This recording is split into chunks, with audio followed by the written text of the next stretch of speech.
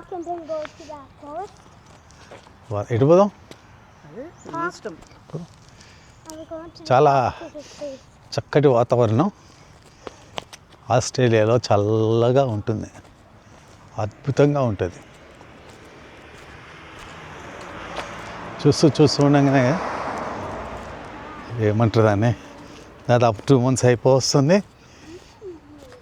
Today is the last day. ఈరోజు చివరి రోజు. రేపు మధ్యాహ్నం బయలుదేరి రావటమే ఇండియాకి. మీరు అక్కడ చూస్తూ ఉంటారా, ఎదురుగా టేబుల్ ఒకటి కనబడుతుంది కదా, ఆ టేబుల్ చూడండి ఎంత స్ట్రాంగ్గా చక్కగా ఉందో. 2 tables ఆర్ దేర్ కదా, 2 tables ఉన్నాయి. అలాగే చూసంటే చిన్నపిల్లల కార్ ఒకటి ఉంది, ఫెడిల్తో తొక్కితే పోతూ ఉంటుంది.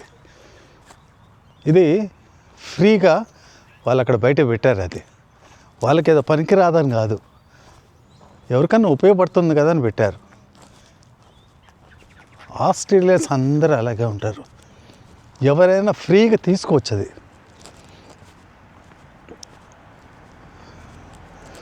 సో ఇక్కడ గడిపిన రోజులు చాలా బాగున్నాయి. హోబిక్ తోటి వీడికి ఎన్నో కథలు.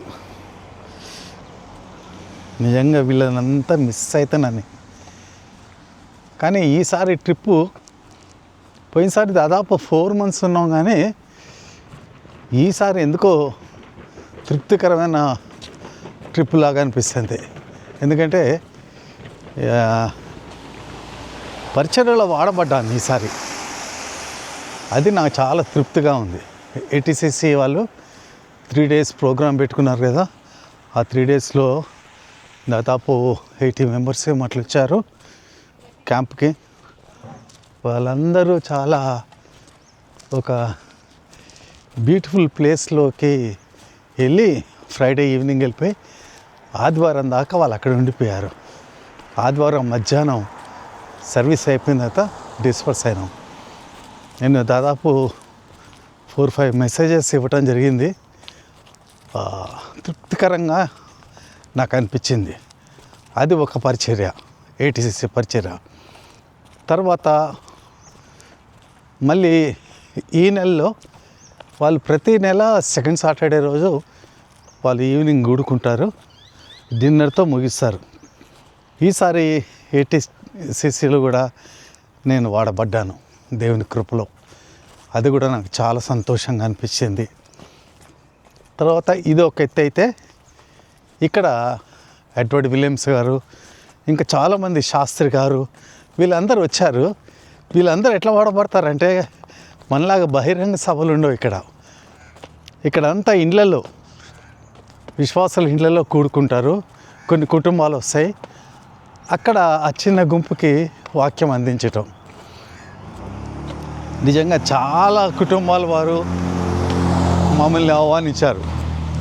సో అక్కడ పాటలు, వాక్య పరిచర్య, తర్వాత భోజనాలు. ఆ ప్రాంతాలలో చాలా బలంగా దేవుడు నన్ను వాడుకున్నాడు. అది నాకు చాలా సంతోషం అనిపిస్తుంది. నిన్న కూడా ఒక ఇంట్లో, అది మన ఖమ్మంలో ఆయన రాజన్న వాళ్ళ మేనకోడలు ఇంట్లో దేవుడు నన్ను వాడుకున్నాడు. తర్వాత లేదు, నిన్న మా ఇంట్లోనే ఫైనల్గా ఒక ఫ్యామిలీని పిలిచి మేము చిన్న ప్రార్థన ఇంట్లో పెట్టుకోవడం జరిగింది. It was a wonderful ministry. ఇలాగా ఇది కాక చక్కటి స్థలాలు వెళ్ళటం, ఆయా స్థలాలు చూసి ఎంజాయ్ చేయటం, అది నాకు చాలా బాగుంది. ఒక చర్చికి వెళ్ళాము.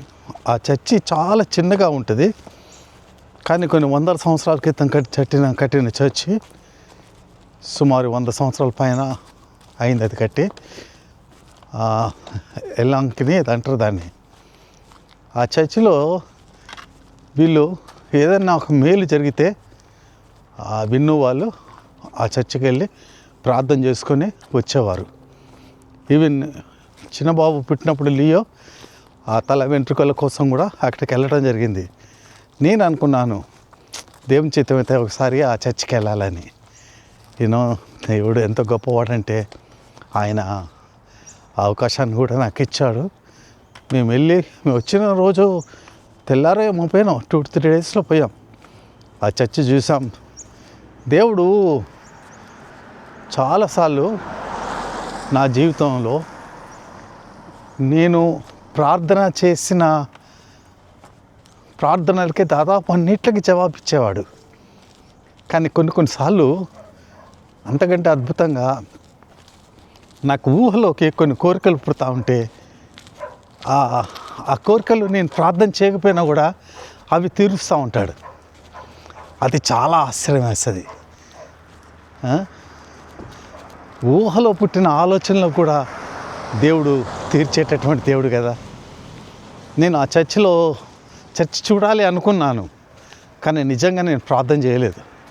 కానీ దేవుడు ఆ ప్రార్థనకి జవాబు ఇచ్చాడు. నేను చూశాను ఆ చర్చిని.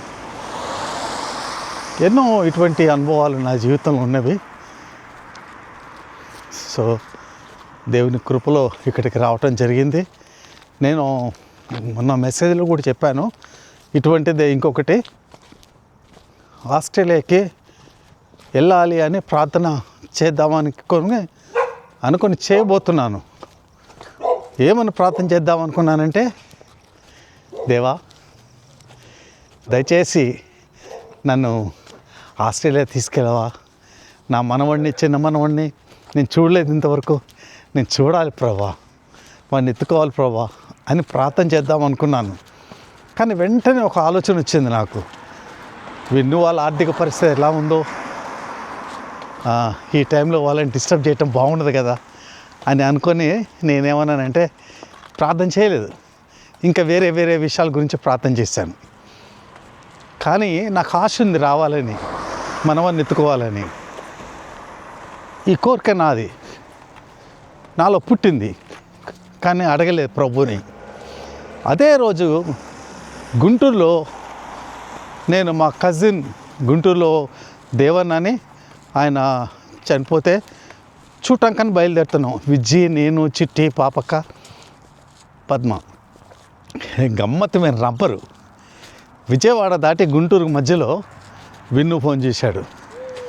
చేసి, డాడీ పలానా తారీఖు నువ్వు రెడీయా?